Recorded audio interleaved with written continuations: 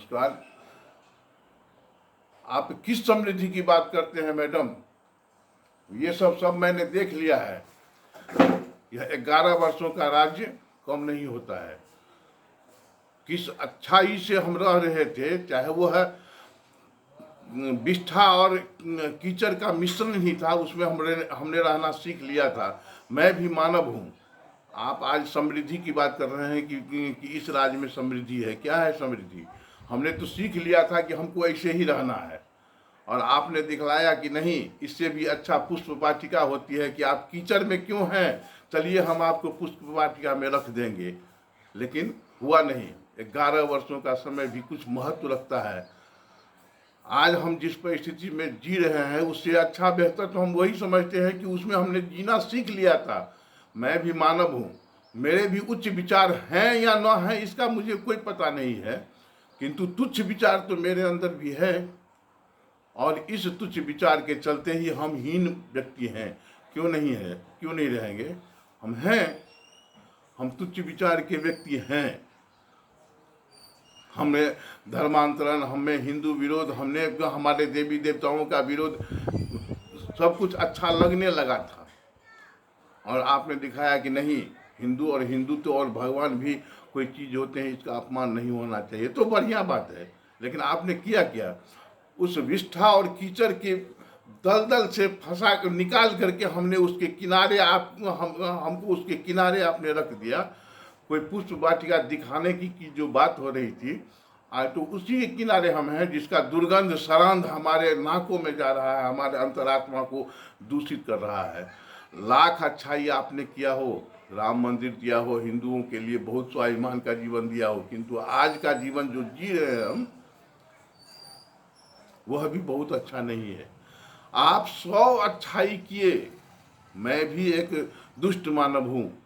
आपने 100 अच्छाई किया, सब स्वीकार है, किंतु एक बुराई सभी अच्छाइयों पर भारी पड़ता है। यह आप भी जानते हैं, मैं भी जानता हूँ, और सारा सृष्टि जानता है कि नहीं, एक अच्छाई, एक बुराई अच्छाई पर भारी पड़ जाता है, 100 अच्छाइयों पर भारी पड़ जाता है। और आज हम जिस जीवन को जी रहे हैं वह भी बहुत अच्छी कल्पना नहीं है। 11 वर्षों का समय यह एक प्रधानमंत्री के कार्यक्रम के लिए कम नहीं होता है, क्योंकि वहाँ अबोध बालक नहीं जाते हैं 11 वर्ष में। आप अबोध बालक नहीं, वहाँ मैच्योर्ड जाते हैं, जिनका 11 वर्ष की आयु बहुत हुआ। आपको स्मरण होगा कि जब B.R. चोपड़ा का महाभारत सीरियल चल रहा था, तो उसमें एक प्रसंग आया था कि युवराज का चुनाव, और उस युवराज के चुनाव में एक काल्पनिक 4 व्यक्ति लाए गए थे, जिसमें एक ब्राह्मण, क्षत्रिय, वैश्य और शूद्र थे। और उन पर निर्णय लेना था कि इन्होंने चारों मिलकर एक की हत्या की है, तो फिर इसका दंड क्या होगा। तो प्रथम अवसर दिया गया दुर्योधन को, जिसने कहा कि नहीं, चारों को मृत्यु दंड मिलना चाहिए। ठीक है भाई। तो फिर विदुर ने कहा कि एक अवसर युधिष्ठिर को भी मिलना चाहिए, और युधिष्ठिर ने उसका न्याय किया कि ये शूद्र हैं, इनको 4 वर्ष का कारावास मिलना चाहिए, क्योंकि ये अबोध है। इन्होंने जिस कारण से उसकी हत्या की और उसमें संलिप्तता थी इनकी, इन्हें 4 वर्षों की सजा होनी चाहिए। किंतु वैश्य उससे प्रबुद्ध होते हैं, माने जाते हैं, और उनको 8 वर्ष की, यानी शूद्र का दुगुना उसकी सजा होनी चाहिए।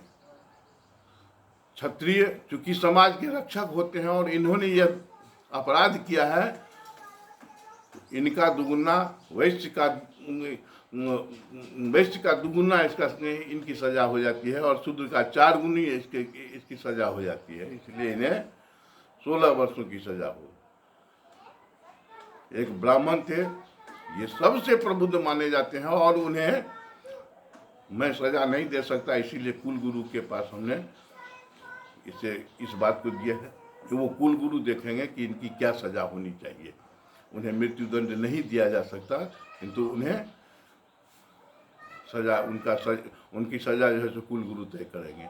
अरे आप प्रबुद्ध हैं, एक प्रधानमंत्री होते हुए आप नहीं प्रबुद्ध हैं, तो कौन प्रबुद्ध हो सकते हैं? अब आप निर्णय करिए कि आपका निर्णय कौन करेगा। तो आपका निर्णय करेगा माननीय न्यायालय। आज हम पुनः उसी स्थिति में पहुंच चुके हैं जहां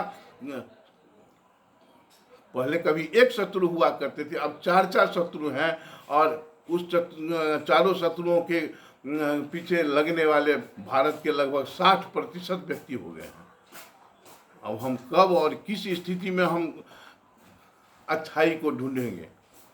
क्या मेरे लिए उस पुष्प वाटिका का स्वप्न दिखाना उचित था? और अगर आप उतना नहीं कर सकते तो फिर मैं क्या करूं? अच्छाई के वाले सोच हम हैं या नहीं है यह मुझे पता नहीं, किंतु कुरीतियों का तो सोच में मुझ में जन्मजात है। हम भी चाहते हैं कि हमारा भी जीवन जो अच्छा से बीते, हमारे देवी देवताओं का कहीं अपमान न हो, हमारे महापुरुषों का कहीं अपमान न हो, हमें अपने महापुरुषों के बारे में कुछ ज्ञान मिले, हमें कुछ अच्छाइयों का जो है सो सामना करना पड़े, अच्छाइयों को आत्मसात करना पड़े। मैडम, आप क्या बात करते हैं? आपने जिसकी अच्छाई का वर्णन किया है मैं भी करता हूं, किंतु एक बुराई 100 अच्छाइयों पर भारी पड़ता है। इसीलिए मैं आप लोगों से निवेदन करता हूं कि कम से कम मुख्य धारा में आइए। वास्तविक क्या है, वास्तविकता क्या है, देश को कहां जाना चाहिए, देश को कहां होना चाहिए, देश को क्या करना चाहिए, यह निर्णय ये लोग बहुत अच्छे से जानते हैं, फिर भी कुछ कर नहीं पा रहे हैं। क्यों नहीं कर? बहुत बहुत धन्यवाद देखने के लिए। नमस्कार, जय हिंद, जय भारत, वंदे मातरम।